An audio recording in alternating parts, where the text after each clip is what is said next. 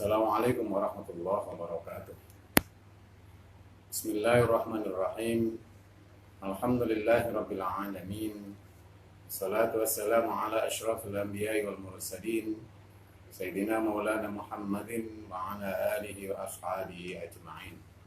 Asyhadu an la ilaha illallah wa asyhadu anna Muhammadan abduhu wa rasuluh al-mab'uts rahmatan lil alamin. Subhanaka la ilma lana illa ma 'allamtana innaka antal alimul hakim. Hasbunallahu wa ni'mal wakil. Ni'mal maula wa ni'man nasir.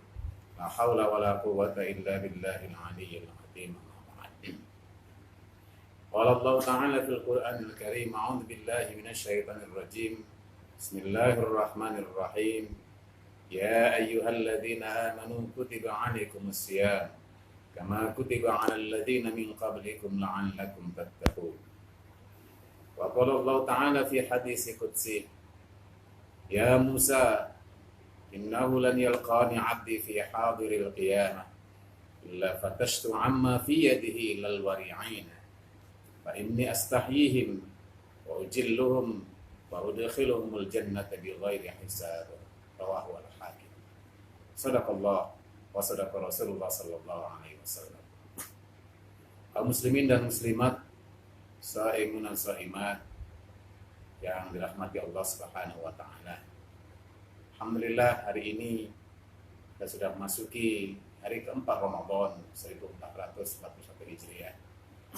Yang kita berdoa mudah-mudahan Allah Subhanahu wa taala senantiasa limpahkan kepada kita kesehatan lahir dan batin sehingga kita mampu menunaikan seluruh rangkaian ibadah Ramadan sampai pada akhirnya nanti kita semua meraih predikat takwa. Salawat dan salam mari kita kirimkan pada baginda Rasulullah sallallahu alaihi wasallam. Allahumma shalli ala sayyidina Muhammad wa ala alihi wa ashabihi ajma'in. Assalamualaikum ya Rasul. Kaum muslimin dan muslimat sidang jamaah rahmati Allah Subhanahu wa taala.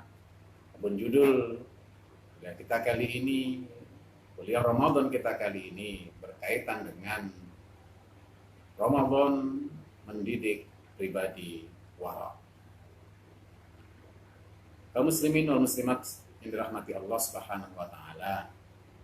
Sebagai seorang yang beriman, kita meyakini bahwa apapun yang kita lakukan dalam kehidupan ini yang nanti sudah pasti akan kita pertanggungjawabkan di hadapan Allah Subhanahu wa taala. Maka salah satu rukun iman yang harus kita yakini adalah terkait dengan beriman akan hari akhir, datangnya hari akhir, yaitu hari akhirat. Di mana hari akhir adalah saat itulah setiap kita mempertanggungjawabkan semua amal kita di hadapan Allah Subhanahu wa taala. Besar atau kecil, yang semuanya itu akan kita pertanggungjawabkan. Allah Subhanahu wa taala berfirman dalam surah Al-Zalzalah, A'udzu billahi minasyaitonir rajim. Bismillahirrahmanirrahim. Faman ya'mal mithqala dzarratin khairan yarah, wa man ya'mal mithqala dzarratin syarran yarah. Siapa saja, kata Allah, yang beramal kebaikan, pasti nanti akan diperlihatkan, akan dipertanggungjawabkan di hadapan Allah. Siapa meskipun sebesar dzarrah, dan siapapun yang melakukan amal kejahatan sekecil apapun itu, sebesar dzarrah pun pasti akan diperlihatkan di hadapan Allah Subhanahu wa taala. Kaum muslimin wal muslimat yang berbahagia, tatkala nanti setiap kita sampai di hadapan Allah Subhanahu wa taala, maka setiap kita akan mempertanggungjawabkan apapun yang kita lakukan. Ini jelas dinyatakan oleh Allah Subhanahu wa taala dalam sebuah hadis qudsi. Mana Allah Subhanahu wa taala berfirman kepada Nabi Musa alaihissalam. Bismillahirrahmanirrahim. Ya Musa, wahai Musa, innahu lan yalqani 'abdi fi hadiril qiyamah. Setiap hambaku itu sudah pasti akan sampai ke hadapanku di hari kiamat. Illa fatashtu amma fi yadihi.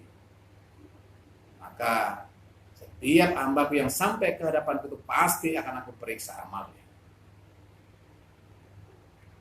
Ini menunjukkan bahwa tak seorang pun yang bisa lolos dari pemeriksaan Allah. Tak seorang pun yang bisa lolos dari hukum Allah. Jadi kalau ada orang bisa bermain-main dengan hukum dunia, tapi di hadapan Allah, dia tidak bisa menghindari. Ada orang yang bisa bermain-main dengan pengadilan dunia, tapi di hadapan Allah, dia pengadilan Allah, maka tak seorang pun yang bisa lolos. Karena saat itu, satu-satunya hakim tunggal yang tampil sebagai sosok Qadi Rabbul Jadil adalah Allah Subhanahu wa Ta'ala, yang akan memeriksa setiap kita satu persatu. Tapi kaum muslimin wal muslimat yang dirahmati Allah, di sebalik pengadilan yang Allah gelar ini, ternyata di diskusi jelaskan ada sekelompok golongan yang tidak akan melewati proses pengadilan Allah. Siapa kata Allah? Illal wari'ina, kecuali orang-orang yang wara'. Kenapa? Fa inni astahyihim, kata Allah. Aku segan kepada mereka. Wa ujilluhum, dan aku hormati mereka. Wa udkhiluhumul jannata bighairi hisab, dan akan masukkan orang-orang yang wara' itu ke dalam surga tanpa hisab. Kamu muslimin sedang jamaah rahmati Allah. Kelompok waro ini ternyata mendapatkan tempat yang istimewa di hadapan Allah, di mana tatkala semua manusia diperiksa satu persatu Allah tetapkan hukumannya. Ternyata orang-orang yang waro itu, bahkan Allah jelaskan dalam hadis ini, Allah sangat segan pada kelompok ini. Allah sangat menghormati kelompok ini, dan Allah sudah janjikan ke kelompok ini akan memasukkan kelompok yang waro ini ke dalam surga tanpa hisab. Pertanyaan kaum muslimin dan muslimat, siapakah orang-orang yang waro itu? Orang-orang yang waro adalah mereka yang mampu menjauhkan diri dari segala sesuatu yang syubhat, apalagi yang bernilai haram. Dalam hukum Islam jelas, kata Rasulullah hadisnya, al-halalu bayyin, yang halal itu jelas, wal haramu bayyin, dan yang haram juga jelas.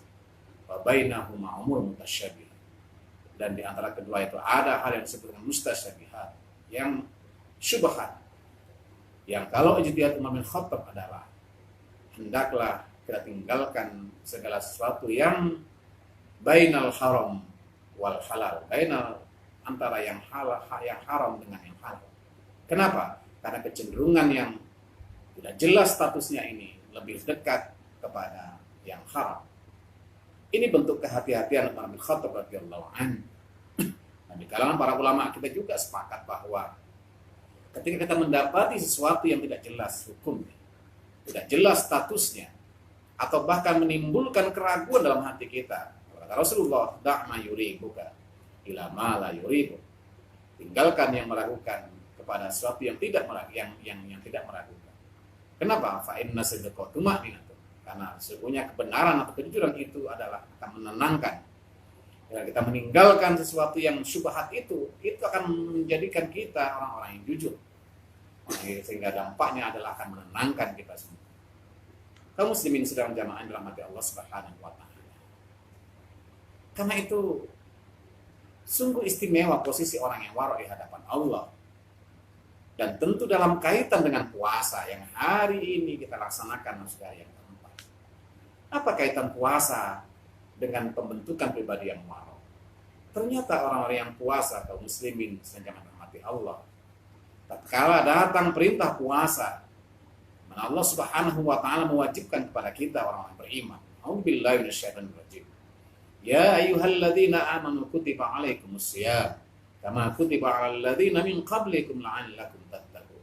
Orang yang beriman, diwajibkan atas kamu berpuasa sebagaimana kewajiban seorang sebelum kamu, agar kamu menjadi orang-orang yang bertakwa. Salah satu indikator takwa tentu terkait dengan kepatuhan terhadap apa yang diperintahkan oleh Allah, menjauhi segala dilarangnya. Maka dalam konteks orang yang waro, bahwa orang yang waro begitu tinggi kepatuhannya kepada Allah, yang ini juga ditunjukkan dengan orang-orang yang berpuasa, bahwa di dalam kita menjalankan ibadah puasa, di mana salah satu hakikat puasa adalah imsak. kita menahan diri, bahkan tidak hanya menahan diri dari sesuatu yang haram, tapi juga menahan diri dari segala sesuatu yang halal, yang ketika di siang hari ini kita diperintahkan untuk menahannya, maka orang-orang yang berpuasa ini mampu untuk melakukannya. Artinya kaum muslimin wal muslimat sedang zaman dirahmati Allah, orang yang berpuasa tidak hanya dilarang untuk makan yang haram, bahkan dilarang memakan yang halal pun jika memang itu bahagian dari perintah Allah. Tentu ada batasannya, bahwa orang-orang yang berpuasa dilarang makan, minum, dan segala yang membatalkan. Ini adalah dari terbit fajar sampai terbenam matahari. Begitu sudah malam, tentu uhilla lakum lailatas siyam. Jadi dihalalkan di malam hari itu. Termasuk juga berkumpul suami istri, itu dihalalkan ketika di malam hari, meskipun di bulan Ramadan. Kenapa? Karena yang dibatasi oleh Allah adalah ketika dari terbit fajar sampai terbenam matahari. Karena itu kaum muslimin, kehebatan orang yang waro, yang dibentuk dari ibadah Ramadan ini, terutama ibadah puasa yang kita kerjakan ini ternyata mampu mengantarkan kita menjadi orang-orang yang mulia, yang mendapatkan fasilitas khusus dari Allah. Yaitu dengan kita dihormati oleh Allah, disegani oleh Allah, dan akan masuk surganya Allah tanpa hisab. Karena itu mudah-mudahan ibadah puasa yang kita laksanakan selama 1 bulan penuh ini, yang tentu kita laksanakan dengan iman dan wahtisaban, dengan penuh iman dan penuh perhitungan, dalam artian tentu dengan penuh perenungan, penuh dengan kesadaran yang tinggi bahwa kita melakukan ibadah puasa hanya karena Allah. Yang tentu harapan kita bahwa ibadah puasa yang kita kerjakan ini membentuk karakter kita menjadi pribadi yang warok, yang penuh dengan kehati-hatian, terutama dalam rangka menikmati karunia Allah di muka bumi ini. Yang tentu hari ini kita dihadapkan dengan situasi yang penuh dengan kompetitif, yang dimana kadang-kadang kompetisi ini cenderung kepada menghalalkan segala cara yang paling tercapai tujuan. Yang kadang-kadang apapun yang kita tempuh dengan mengabaikan aspek-aspek hukum yang mengaturnya, maka orang yang waro dengan aturan yang ditetapkan oleh Allah, bahwa yang halal jelas, yang haram jelas, maka ia mampu untuk mendekatkan diri kepada yang halal dan menjauhkan diri dari yang haram. Dan insya Allah semua itu akan mengantarkan kita menjadi pribadi-pribadi yang mulia, yang di hadapan Allah akan mendapatkan fasilitas yang istimewa. Semoga ibadah puasa yang kita kerjakan ini diterima oleh Allah Subhanahu wa Ta'ala dan membentuk karakter kita menjadi pribadi yang warok, dan pada akhirnya pribadi yang takwa di hadapan Allah Subhanahu wa Ta'ala.